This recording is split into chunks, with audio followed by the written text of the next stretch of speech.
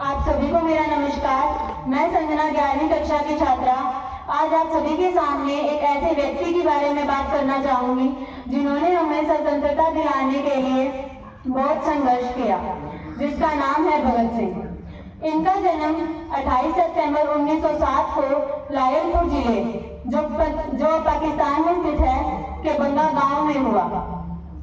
इनका परिवार स्वतंत्रता संग्राम से प्रेरित था। इनके पिता किशन सिंह और चाचा अजीत सिंह दोनों स्वतंत्रता सेनानी थे, इसलिए इन्होंने बचपन में ही ठान लिया था कि ये बड़े होकर अवश्य विदेश के लिए कुछ करेंगे। भगत सिंह का जीवन काफी घटनापूर्ण था।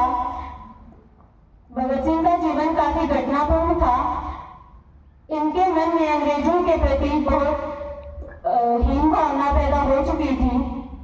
खासकर जलियांवाला बाग हत्याकांड के बाद इन्होंने ठान लिया था कि वे हिंसा के मार्ग पर न चलकर हिंसा के मार्ग पर चलकर भारत को आजादी दिलाएंगे, और इन्हें यह भली भांति समझ आ गया था कि अहिंसा से भारत को आजादी नहीं मिल सकती। इन्होंने अपनी प्रारंभिक शिक्षा कंपबेलपुर से प्राप्त की। इसके बाद ये लाहौर नेशनल कॉलेज में पढ़ने के लिए गए।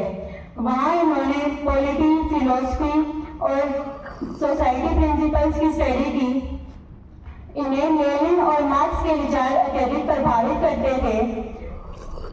इन्होंने भारत में चल रहे भ्रष्टाचार और शोषण के खिलाफ भी आवाज उठाई। इनका मानना था कि केवल ब्रिटिश सरकार से छुटकारा पाना पर्याप्त नहीं है, बल्कि एक एग्लिटेरियन सोसाइटी अर्थात जहां सभी को समान अधिकार और अवसर प्राप्त हो, और इसलिए उन्होंने क्रांति का रास्ता अपनाया। भगत सिंह ने हिंदुस्तान सोशलिस्ट रिपब्लिक एसोसिएशन से जुड़कर स्वतंत्रता संग्राम को और तेज दिया। इस संस्था का उद्देश्य केवल ब्रिटिश सरकार से छुटकारा पाना नहीं था, बल्कि भारतीय समाज में सुधार लाना था। 1928 में लाला लाजपत पर हुए लाठीचार्ज के कारण उनकी मृत्यु हो गई और भगत सिंह पर इसका अत्यधिक प्रभाव पड़ा। इसके कारण उन्होंने ब्रिटिश अधिकारी सैंडर्स की हत्या की और बदला लिया।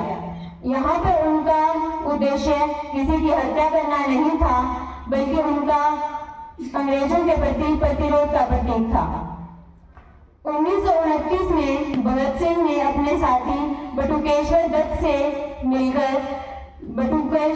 के साथ मिलकर दिल्ली की केंद्रीय असेंबली में बम फेंका। यहाँ भी उनका उद्देश्य किसी को हानि पहुंचाना नहीं था, बल्कि उनका उद्देश्य था यह बताना कि वे किसी से कम नहीं और भारतीय अपने अधिकारों के लिए अवश्य लड़ेंगे। उसके बाद भगत सिंह, राजगुरु और सुखदेव को लाहौर षड्यंत्र केस में गिरफ्तार कर लिया गया और उन पर आरोप लगाया गया कि वे ब्रिटिश शासन के खिलाफ साजिश रच रहे थे। कोर्ट में उन्हें फांसी की सजा सुनाई गई। 23 मार्च 1931 को भगत सिंह के साथ राजगुरु और सुखदेव को फांसी दे दी गई। इसके बाद इस समय भगत सिंह सिर्फ 23 वर्ष के थे।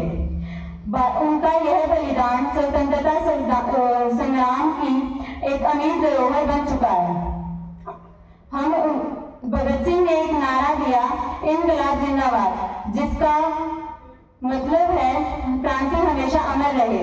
भगत सिंह का ये बलिदान हमें हमेशा याद रहेगा और भारत और भारतीय समाज में हमेशा जिंदा रहेगा। इसी के साथ कुछ पंक्तियां बोलकर मैं अपने वाणी को विराम देना चाहूंगी। सच्चे थे वो सपूत भारत माँ के, अपना सुख दुख सब भूल गए, तोड़ने को भारत माँ की बेड़ियां, हंसते हंसते फांसी पर झूल गए, हंसते हंसते फांसी पर झूल गए। धन्यवाद।